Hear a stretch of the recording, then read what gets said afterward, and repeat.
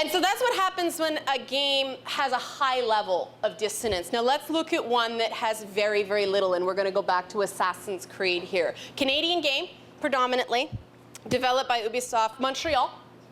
And the nice thing is you can jump into any Assassin's Creed game without knowing anything. And you get these big, lush environments that give you a history lesson that you absorb because you care. When we get into the topic of speculative history here. The Assassin's Creed game have a rule, and this gets into that whole what can we rely on as history. Assassin's Creed settles this rule by saying if it can be disproven in a 60-second Google search, it doesn't go in the game.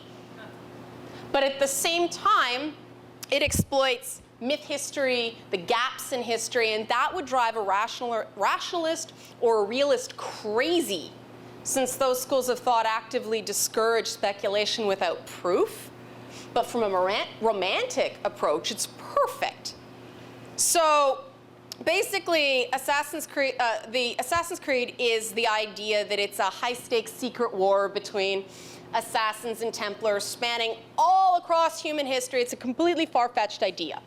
But the game deals with the fact that both these factions did exist in history, but what we know of them is a myth.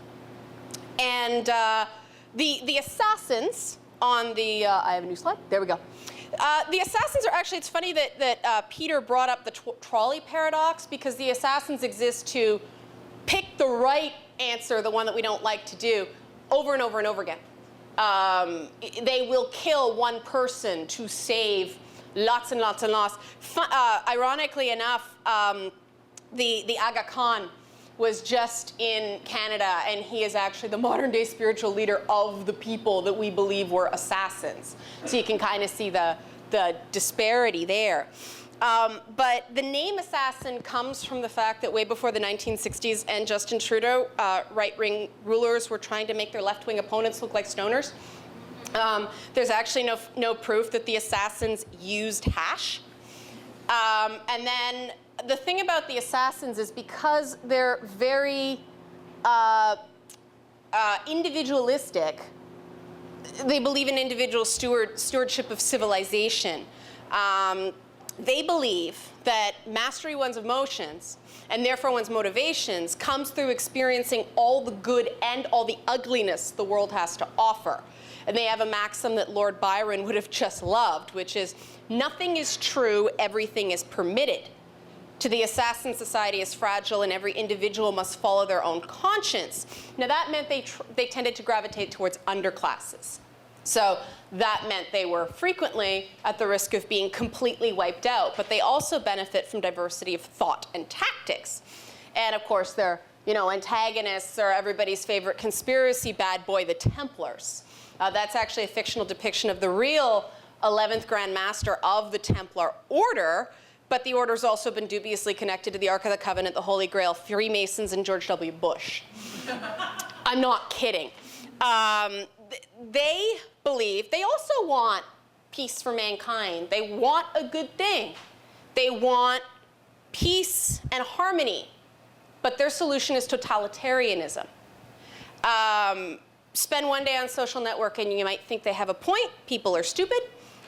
But the assassins and the Templars are constantly locked in this battle for dominance while they search for what I call weapons of mass awesome, these things called first civilization artifacts. And first civilization you can think about as basically the ancient astronaut theory.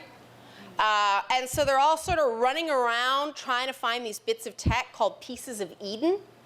They get into someone's hands, crazy things happen, like we can solve that problem from earlier. The Templars killed Kennedy. Pieces of Eden can stop bullets. They can control people's minds. They can do this crazy, crazy stuff. Why? Because it's ancient advanced civilization tech. This is a romantic game. We don't think too hard. Rationally, we don't have to believe any of this happened. We just have to subscribe to the emotional journey of this war between freedom and tyranny. It's like a battle for the minds of all mankind, like the Canada-US hockey game. But the other thing about Assassin's Creed, the sensory overload. I mean, you can see the romantic techniques if you're a study of the type of art, that dwarfing of the individual in frame, those lush environments, these guys are classically trained artists, right? They know what they're doing. This art style is absolutely deliberate. And the thing is that this is where the social commentary comes in. Beauty has a purpose. When you're engaging in this just sensory exploration, the game gives you a chance to think, to mull over the themes and the characters that you're experiencing. And it induces this neat mix of an adrenaline rush and a meditative state, which is pretty close to that sublime state that the Romantic painters were aiming for. Each game sort of has this meta thing, this meta story that spans across the whole series, but each game has its own specific theme as well. And interestingly, it started off as a spiritual sequel to the Prince of Persia series, which can also be known as fan fiction. What it did at the time, because we're in post 9/11 Islamophobia, right? It was just letting people see Arab or Persian characters and exposing them to the languages not connected to terror or terrorism. And this sounds like a small thing, but considering that a lot of TV shows portray Arab people as played by East Indian actors, this is actually something from a social commentary perspective. It's writing our messed up views of what an Arab person looks like. In Assassin's Creed 2, right in the height of the Catholic Church child sex scandals, they talked about the papacy of Pope Alexander VI, otherwise known as Rodrigo Borgia. And the papacy of Alexander VI was so messed up that Assassin's Creed 2 became a trilogy of games.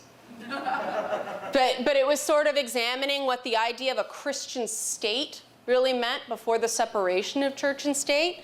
Assassin's Creed 3, was about America.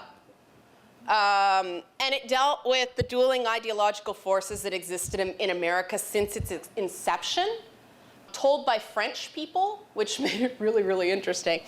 And then the latest installment, the pirate guys down here, Assassin's Creed 4 Black Flag, juxtaposed the golden age of Caribbean pirates with modern digital piracy.